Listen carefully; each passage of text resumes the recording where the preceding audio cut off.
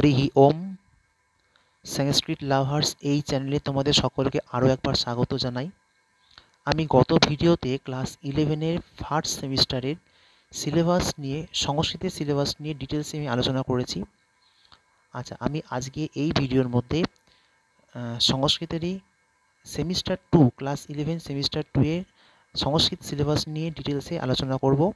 তোমরা ভিডিওটি কেউ স্কিপ না করে শুরু থেকে শেষ পর্যন্ত দেখবে এবং আমি পরবর্তীকালে এই সমস্ত টপিকগুলোর ওপরে ফ্রিতে আমাদের অনেক বিষয় আমি ডিটেলসে পড়াবো।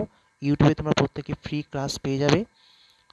তার জন্য তোমরা প্রত্যেকে চ্যানেলটি সাবস্ক্রাইব করে পাশে থাকবে। তো চলো তাহলে শুরু করা যাক। আচ্ছা, আমরা দেখতে পাচ্ছি যে সেমিস্টার 2-এ ক্লাস 11 সেমিস্টার 2-এ সংস্কৃত সাবজেক্টের ফুল মার্কস রয়েছে 40 নাম্বারের এবং কন্ট্যাক্ট আওয়ার্স রয়েছে 80 আওয়ার্স। আচ্ছা, এখানে কিছু টপিক রয়েছে, আচ্ছা, এবং কিছু ইউনিট রয়েছে এবং দেখতে পাচ্ছি টপিকগুলো বলতে গেলে প্রথমে পার্ট 1 আর পার্ট 2 দুটো ভাগে ভাগ করা হয়েছে।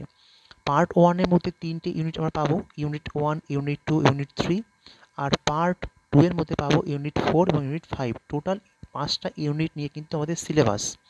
আচ্ছা, এবার পার্ট 1-এর মধ্যে কি রয়েছে না, পার্ট 1-এর মধ্যে যে টপিক পাচ্ছি সংস্কৃত সাহিত্য, মানে সংস্কৃত লিটারেচার, যেখান থেকে থাকছে হচ্ছে আমাদের 20 নাম্বার এবং এগুলো সব হচ্ছে এসএকিউ, কিন্তু প্রশ্ন, এগুলো এমসিকিউ থাকবে না, এসএকিউ টাইপ প্রশ্ন হবে। আচ্ছা, তার মধ্যে এই সংস্কৃত সাহিত্যের ইউনিট 1-এ আমরা পাচ্ছি কি গদ্য বা প্রোজ বলা হয় যাকে, প্রতিজ্ঞা সাধনম, এটি হচ্ছে পণ্ডিত অম্বিকা দত্ত ব্যাস রচিত শিবরাজ বিজয়ম এর অংশ বিশেষ।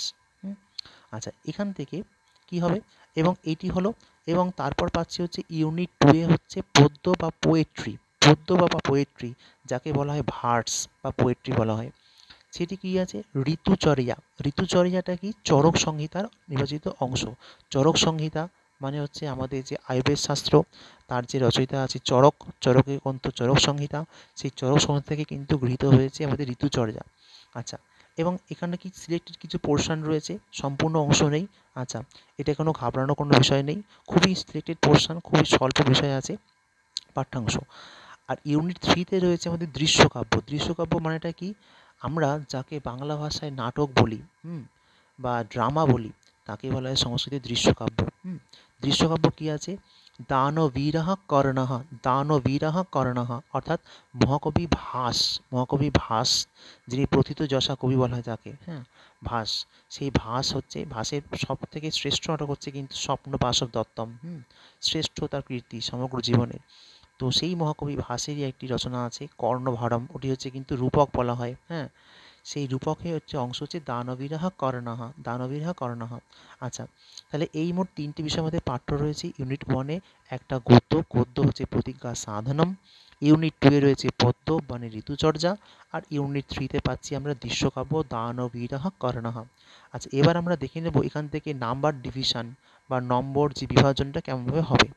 এখানে করতে হবে হচ্ছে টোটাল আমাদের 20 নাম্বার থাকছে, এখানে এসএকিউ কোশ্চেন থাকছে। আচ্ছা, এবং 6 মার্কসে থাকবে। কীরকম করে হবে নাম্বার ডিভিশনটা, আমাদের দেখতে পাচ্ছি যে এই গদ্য পদ্য আর দৃশ্যকাব্য থেকে এসএকিউ কোশ্চেন থাকছে 6 নম্বরের।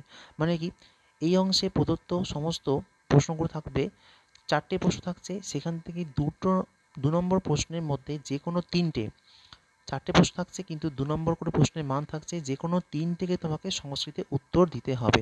অর্থাৎ আমরা জানি যে সংস্কৃত ভাষাতে দেবনাগরীতে তোমাকে কিন্তু উত্তর করতে হবে, এখানটায় সংস্কৃত ভাষা অবশ্যই থাকতে হবে।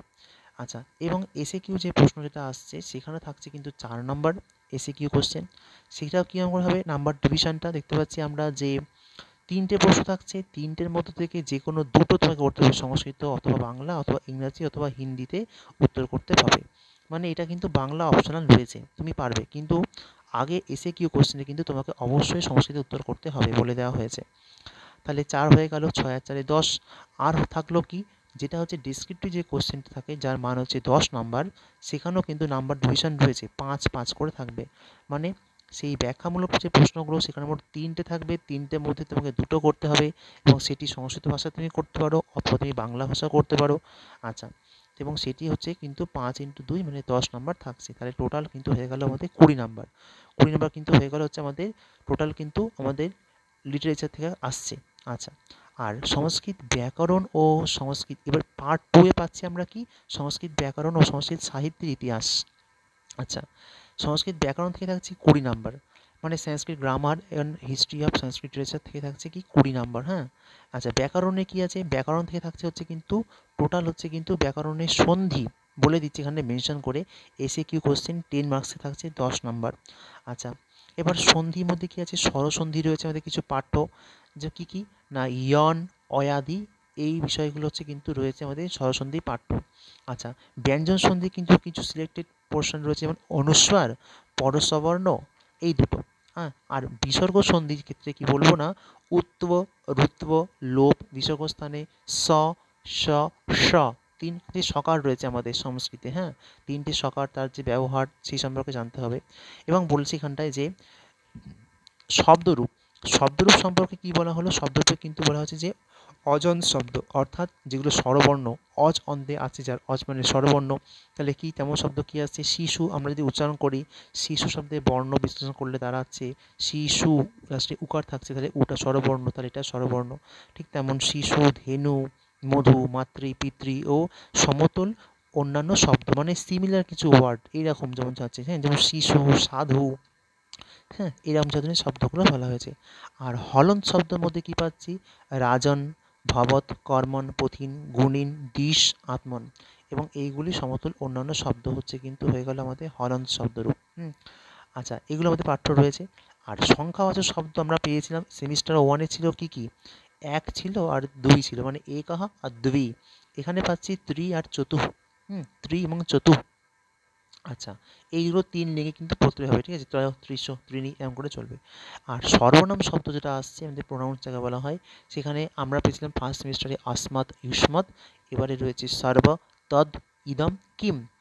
ঠিক আছে, 3 লিখে কিন্তু পড়তে হচ্ছে কিমটা, খুব সহজ। এগুলো কহ, কৌ, কে, কম, কো, কান, কেন, কাব্যাম, কই, এরকম করে পুংলিঙ্গ রূপটা চলে। তারপরে কি আছে, স্ত্রীলিঙ্গে হচ্ছে কা, কে, কাহ, কাম, কে, কাহ, কয়া, কাব্যাম, কাভি, হ্যাঁ, কাস্যই, কাব্যাম, কাভ্য, এরকম করে চলবে। এগুলো খুব সহজ রূপ।